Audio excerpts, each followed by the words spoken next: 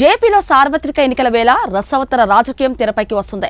ప్రధానంగా గత కొన్ని రోజులుగా YS Jagan versus YS Sharmila మధ్య జరుగుతున్న రాజకీయ విమర్శలు, కుటుంబ సమస్యల వ్యవహారం తారా స్థాయికి చేరుతుంది. ఈ సమయంలో పులివెందులలో నామినేషన్ సందర్భంగా వైఎస్ జగన్ చేసిన ప్రసంగం, అందులో చేసిన వ్యాఖ్యలు తీవ్ర వైరల్ గా మారిన సంగతి తెలిసిందే. జగన్మోహన్ రెడ్డి గారు ముఖ్యమంత్రి స్థాయిలో ఉన్నవాడు ఏం మాట్లాడుతున్నారు?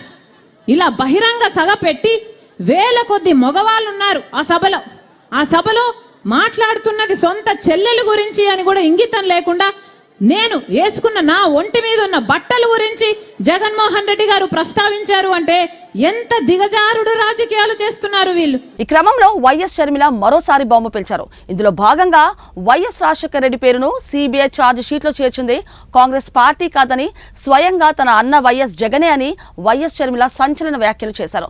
తన లాయర్ పొన్నవోలు సుధాకర్ రెడ్డి ద్వారా వైఎస్ రాజశేఖర రెడ్డి పేరును ఛార్జ్ షీట్ లో జగనే చేర్చించారని ఆమె ఆరోపించారు. రాజశేఖర రెడ్డి గారి పేరును సిబిఐయో కాంగ్రెస్ తో చేర్చలేదు.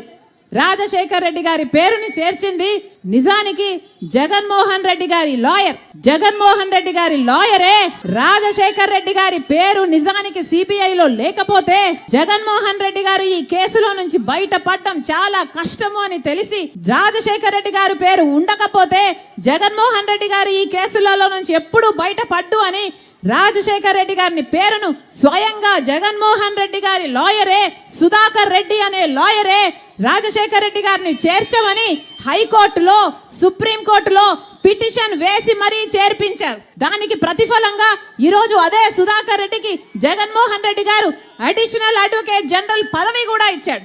ఇది వాస్తవం కాదా? జగన్మోహన్ రెడ్డి గారు ప్రజలకు సమాధానం చెప్పాల్సిన అవసరం ఉంది. ఆస్తుల కేసుల నుంచి బయటపడేందుకు కావాలని జగన్ పిటిషన్ వేయించారని షర్మిల ఆరోపించారు. ఇందులో భాగంగా పొన్నవోలు సుధాకర్ రెడ్డితో హైకోర్టు పిటిషన్ వేయించిన జగన్ అదే పొన్నవోలుకి ఇప్పుడు ఏపీలో అడ్వకేట్ జనరల్ పదవి ఇచ్చారని తెలిపారు. తను చెబుతున్న మాటలో నిజం లేకపోతే ఇది నిజం కాదని దమ్ముంటే జగన్ సమాధానం చెప్పాలని షర్మిల సవాల్ చేశారు. రెడ్డి గారు బహిరంగంగానే ఈ రోజు చెప్తున్న మాట అవినాష్ అమాయకుడు అని నేను నమ్ముతున్నానట, అందుకే ఎంపీ టికెట్ ఇచ్చాను అట. ఎందుకు నమ్ముతున్నారన్నా జగనన్న గారు అంత గుడ్డిగా అని అడుగుతున్నాం. మీకు దేవుడు ఇంగితం ఇయ్యలేదా? మీకు ఆలోచించుకునే శక్తి లేదా? గుడ్డిగా ఎందుకు నమ్ముతున్నారు? సిబిఐ అన్ని ఆధారాలు చూపుతుంది కదా. చంపిన వాళ్ళు, చంపించిన అవినాష్ గారు ఇద్దరు గూగుల్ టేక్అవుట్స్ లో వాళ్ళ లొకేషన్ మ్యాచ్ అవుతుంది అని చెప్తున్నారు కదా. మరి ఎందుకు నమ్మటం లేదు? అవినాష్ గారు చంపిన వాళ్ళు లావాదేవీలు జరిగాయి, డబ్బు ట్రాన్సాక్షన్ జరిగింది, అడ్వాన్స్ తీసుకున్నారు అని సిబిఐ సాక్ష్యాలు చూపుతున్నా కూడా మీరు గుడ్డిగా ఎందుకు నమ్ముతున్నారు? ఫోన్ కాల్ రికార్డ్స్ ఉన్నాయి. చంపిన వాళ్ళు అవినాష్ రెడ్డి గారు ఇద్దరి కాల్ రికార్డ్స్ మ్యాచ్ అవుతున్నాయి అని సిబిఐ సాక్ష్యాలు చూపుతున్నా కూడా ఈరోజు ఎందుకు గుడ్డిగా నమ్ముతున్నారు జగనన్న గారు అని అడుగుతున్నాం. మీకు అన్ని తెలిసి కూడా అవినాష్ను కాపాడుతున్నారు అంటే మీకు ఏ అవసరం ఉంది కాపాడుతున్నారు? జగన్మోహన్ రెడ్డి గారు సమాధానం చెప్పాలి. అవినాష్ రెడ్డి గారు అక్యూజ్డ్ గా సిబిఐ చేర్చినా కూడా ఈరోజు జగన్మోహన్ రెడ్డి గారు ఇన్ని సంవత్సరాలు అవినాష్ రెడ్డిని కాపాడాడో సమాధానం చెప్పాలి.